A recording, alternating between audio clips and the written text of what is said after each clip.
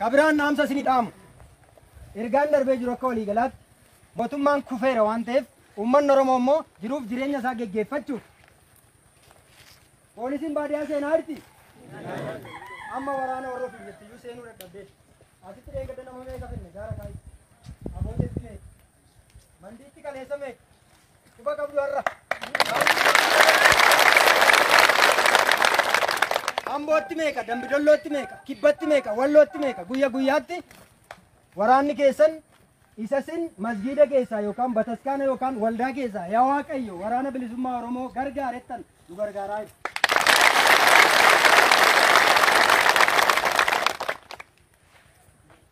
Rabbi yookaan Waaqayyo maqaa dhibba inni qabu gadi bu'ee waraana bilisummaa Oromoo beelaaf dheebuutti gargaaree qawwee keenyarra dibata kaa'ee nama tokkoon kuma lolaa irra kadhata keessa.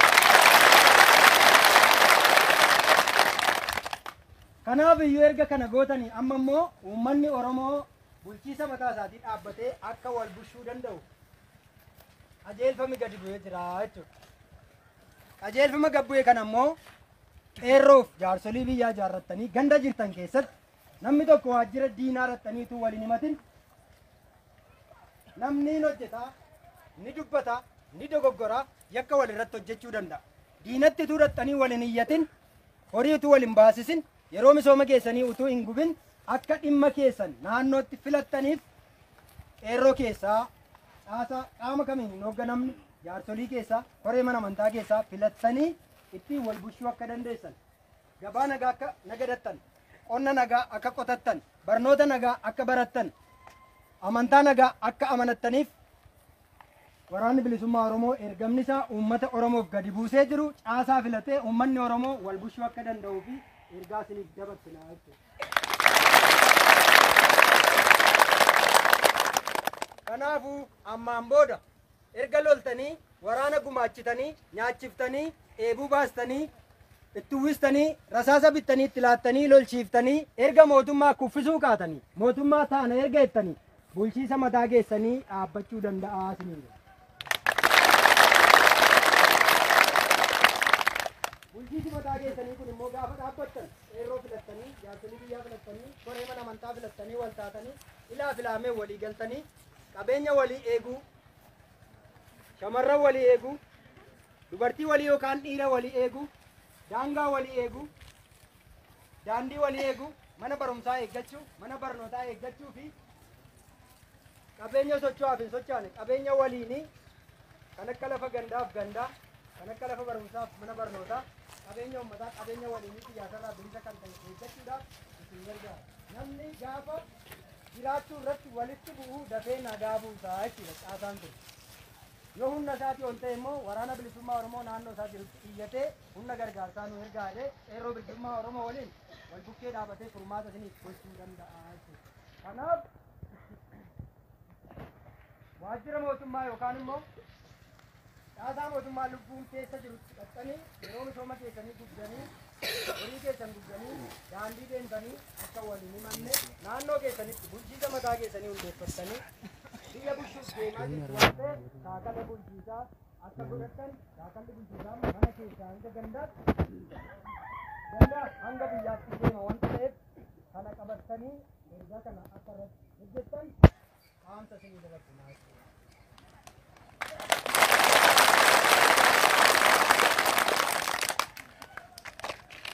Gara biraan amma naannoo Oromiyaa keessatti seeraalummaan waan babal'achaa jiru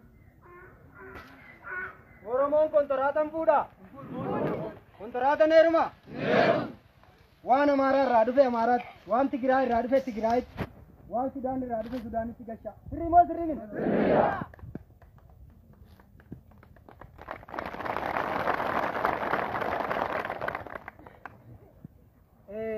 Namni akka wal fuudhu yookaan akka walitti heerume baay'atu uraannis macaafis sirni waaqeffannaa Oromoo sirni gadaas inni yaamoon hin yaamu.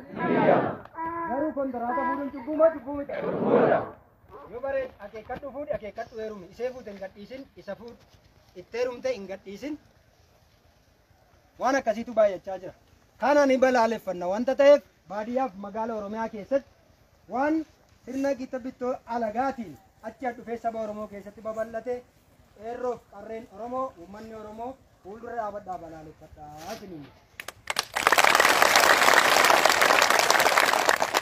Inni xumuraa bilbila qabatanii diinummaa kan hojjetan waa'ee wagoo si gaafatanii dhaqanii diinaaf kan si kennan namoota akkasii baay'ata magaalaaf baadiyyaa keessa. Warra kana warra silaa milishaa yookaan raayyaa ittisa biyyaa yookaan qaama nageenyaa jennee dhaamsa dhaamnetti daballee ergaa isinitti himna. Shamarran kan hojjettu dhiisi yeroon isaa dhumeera. Qeerroon kan hojjettu dhiisi. Jira moo hin jiru kun? Jira. Nusi teelee hoogganuu danda'a irra. Bilbila tokkoon keessanii immoo yakka hojjettan akkaataan itti baasu danda'eera jechuudha walaanni bilisummaa Oromoo. Akkasirra jiru. Qixa Oromiyaa arfan keessaa qixa kam akkati jiraattu Siidunii immoo Ameerikaa akkati jiraattu baasuu danda'eera waraanni bilisummaa Oromoo. Bilbilaan dhossanii warra yakka saba irratti hojjetan duguuggaa sanyii caasaan mootummaa uummata Oromoo irratti akka raawwatuuf warra bilbilaan bifa amantaa fakkeessanii bifa daldalaa fakkeessanii gabaa deemanii toora mana amantaa irra deemanii daandii irra deemanii magaalaa baadiyyaa deemanii bilbilaan warra eeruu kennan nun ni beenna isinin ni beettu dhorkadhaa gorfadhaa isiniin jenna. Hin ta'u? Xumuranne injifannoon.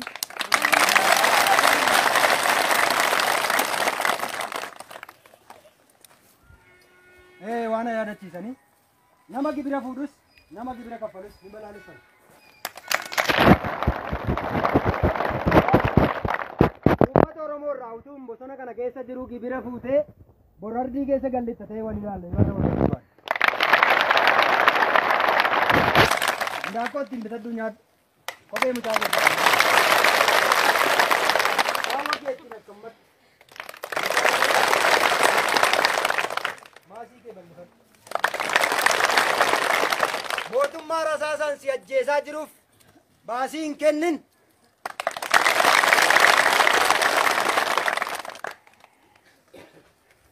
Hin ta'u?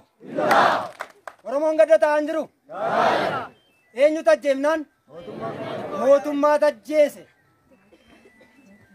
Sakaleessaa harma muree harka mureetu har'a immoo teekinooloojiitti jijjiiree rasaasaan balbala duratti ulfa ajjeese. Ijoollee gaa'elee dhaabbachaa jirtu ajjeese. Ijoollee barnoota deemaa jirtu ajjeese. Barataa reefuu yuunivarsiitii bahu ajjeese. Nama reefuu gaa'elee dhaabbate ajjeese. Jaarsa waggaa 80 ajjeese. Akkuma sila jedhe ulamaa yookaan sheekii luba yookaan immoo qeesii yookaan paasterii yookaan tajaajilaa faarfataa ajjeese jechuudha. Kanaaf laattaare. Sirrii moo sirrii miti? Abbaa dirqamaan sirraa fuudhe immoo wal beekna nu akkatti wal arginu. Waa jechaa jiru si'an Oromoo gaafa kaan ni ajjeesu qawweedhaan. Gaafa kaan immoo dacheensee balloo waan taateef qotiyyoo kadhatu, boqqolloo kadhatu, boobee kadhatu. Boqqolloo si kadhachaa hin jiranii? Waggaa darbe gaafa Seen Shimallis Abdiisaa waggaa dhufu Wallagga dhiyaa qamadii gargaarsaa nyaachuun isaanii na fudhatte. Rabbi si nyaachiseera? Sumatu itti gurgure har'a.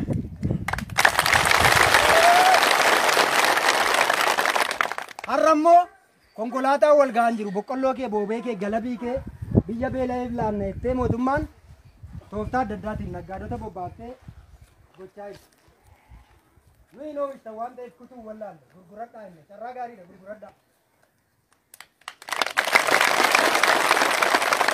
Garuu kubbaayyaa tokko namni tokko itti laatta ta'ennaan qeerroo eegi. Raayyaa ittisa biyyaa yookaan maaloo itti eessaseen boqqolloo boobee yookaan galabii si kadhattu kubbaayyaan tokko ni baha ta'ennaan abbaa kennes abbaa fuudhes hordofi nuyi lafatti wal arginu beekna waan ta'eef.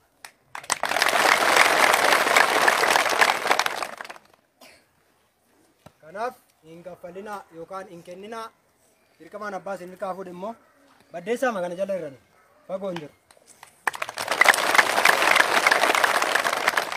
Wal ilaallaa jechuudha. Injifannoon uummata Oromoof. Nagaan gala.